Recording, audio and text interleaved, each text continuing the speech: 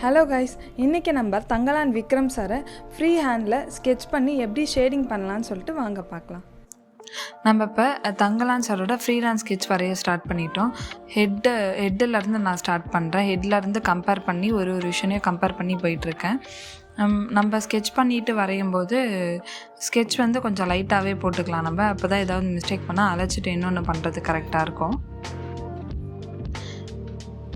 ஹெட்டை compare பண்ணி கீழே பாடி வரைஞ்சிக்கிறேன். அப்புறம் இந்த ஹெட்டில் இருக்க ஹேரை டார்க் பண்ணிக்கிறேன். கீழேருந்து மேலே வர்றதுனால கீழே இருக்க சைடு அப்படியே கர்வாக டார்க் பண்ணிட்டு போகிறேன். அப்போ தான் தனியாக தெரியும் அந்த விஷனில் இருக்க மாதிரியே. அப்புறம் இந்த சைடுமே டார்க் பண்ணிவிட்டு ஹேர் குட்டி குட்டியாக முழுமுலாக இருக்கிறதுனால அதையுமே லைட் அண்ட் ஷேடிங் விட்டு டார்க் பண்ணிட்டு போகிறேன். அப்புறம் ஹெட்டில் இருக்க அந்த சுருக்கங்கள் அது போடுறதுக்காக தனியாக அந்த டார்க்கை இது பண்ணுறேன். அப்புறம் நம்ம ஐப்ரோஸ் நல்லா டார்க்காக போட்டுக்கலாம், அப்போ தான் தனியாக தெரியும். அப்புறம் அந்த ஹேரு சைடில் இருக்க ஹேர்லாம் நான் இன்னும் ஃபுல்லாக போட்டு முடிக்கல, அது முடிச்சுட்டா கரெக்டாக வரும். அண்ட் ஐஸ் கொஞ்சம் மைன்யூட்டாக இருக்கிறதுனால போடுறதுக்கு கொஞ்சம் கஷ்டம், டைம் ஆகும். அதை நீங்கள் பார்த்து பொறுமையாக பண்ணிக்கிட்டால் ஈஸியாக இருக்கும்.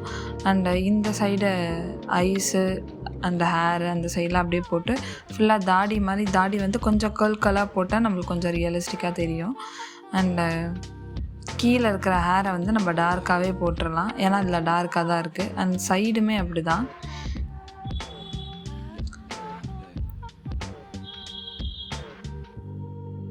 கீழே இருக்க ஹேரை போட்டுடலாம் நம்ம. அப்புறம் இந்த சைடில் இருக்கிறது லைட்டாக லைட் விட்டு போடலாம், ஏன்னா அந்த பிக்சரில் லைட்டாக இருக்குது. கீழே இருக்கிறது தனியாக தெரியணும் அப்படிங்கிறதுனால நான் டார்க்காக போடுறேன். அப்புறம் இந்த முடி சடை பின்னா மாதிரி நடுவில் பாதி கீழே வந்திருக்கு, அதையே போடுறேன். அண்ட் ஹேண்டில் எந்த சைடு டார்க் இருக்கோ அந்த சைடு டார்க் அடிச்சுட்டு ஸ்கின் மாதிரியே இந்த லைட் இருக்க சைடு லைட் விட்டுட்டு பேப்பர் லைட் விட்டுட்டு நான் போயிட்டுருக்கேன்.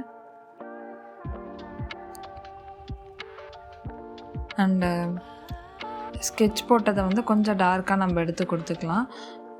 அண்ட் அப்புறம் அவர் கையில் ஒரு குச்சி வச்சுருக்காரு, அந்த குச்சை லைட்டாக நான் மார்க் பண்ணிவிட்டு அடுத்து இந்த பாடி வரைகிறதுக்கு போகிறேன்.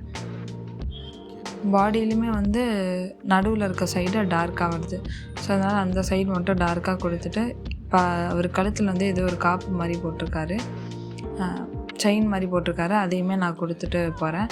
அண்ட் இந்த ஆர்ம் சைடு டார்க்காக இருக்குது, அந்த சைடும் டார்க் கொடுத்துட்டு வயிற்றில் சுருக்கங்கள்லாம் இருக்குது, அந்த சுருக்கத்தையும் நம்ம போட்டுக்கிட்டு கால் வரைய போகலாம்.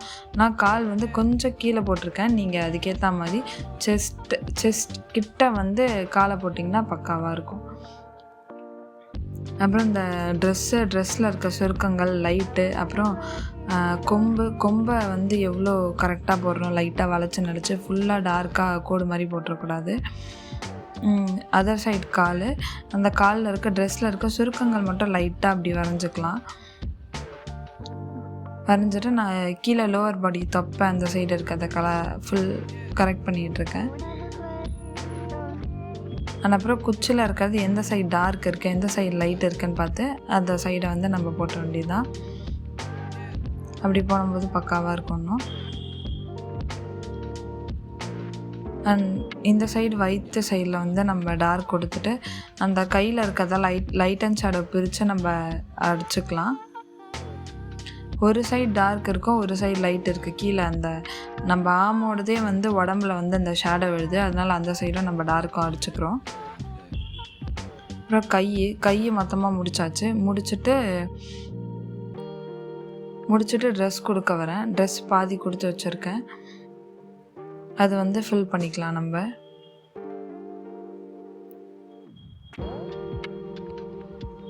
சடை வயிறு ஆல்ரெடி லைட் இருக்கிற இடத்தெல்லாம் நம்ம கொஞ்சம் கொஞ்சமாக டார்க் பண்ணிட்டு போயிடலாம் ஸ்கின்னை. இப்போ கரெக்டாக நான் டார்க் கொடுத்துருக்கேன்னு நினைக்கிறேன். அப்புறம் கீழே ட்ரெஸ் இருக்குல்ல, அந்த ட்ரெஸ்ஸை கம்ப்ளீட் பண்ணலாம். அப்போது ட்ரெஸ்லேயுமே அப்படி தான் லைட் விட்டுட்டு டார்க் ஏரியாவை மட்டும் கரெக்டாக அடிக்கும்போது நம்மளுக்கு லைட்டு தனியாக பிரிஞ்சு வந்துடும், அப்போ நம்மளுக்கு ஈஸியாக இருக்கும். இன்னும் டார்க்கை மட்டும் கான்சன்ட்ரேட் பண்ணால் ஈஸியாக இருக்கும். அண்ட் அடுத்து அவர் முட்டி சைடு அப்புறம் கையில் இருக்க குச்சை டார்க் பண்ணிக்கிறேன். குச்சுமே இந்த ரைட் ஹேண்ட் சைடில் இருக்கிறது நல்லா டார்க்காக இருக்குது. அதனால் நல்லா டார்க்காக பண்ணிவிட்டு அந்த ஃபயரில் வந்து ஃபுல்லாக ஒயிட்டாக இருக்கிறதுனால லைட்டாக மிட்டோன் மட்டும் நான் கொடுத்துக்கிறேன். ஒயிட்டை விட்டுட்டு இந்த கொம்பு அண்ட் கீழே கால் பண்ணிகிட்ருக்கேன். அப்புறம் எல்லா இடமும் சின்னதாக நம்ம டீட்டெயிலிங் பண்ணிக்கலாம். எது முடிக்கலையோ அந்தந்த இடத்துல முடிச்சுட்டு நான் கீழே அவரோட நிழல் விளையாடுறதுனால அந்த இடத்துல மட்டும் டார்க் அடிச்சிட்ருக்கேன். தரைக்கு தனியாக தெரியணும் அப்படின்றதுக்காக. அப்புறம் அந்த கையை விட்டுருந்தால அந்த கையும் வந்து ஃபுல்லாக கவர் பண்ணிகிட்ருக்கேன். கை, அவரோட காப்பு, விஸ்ட் சைடு எல்லாமே.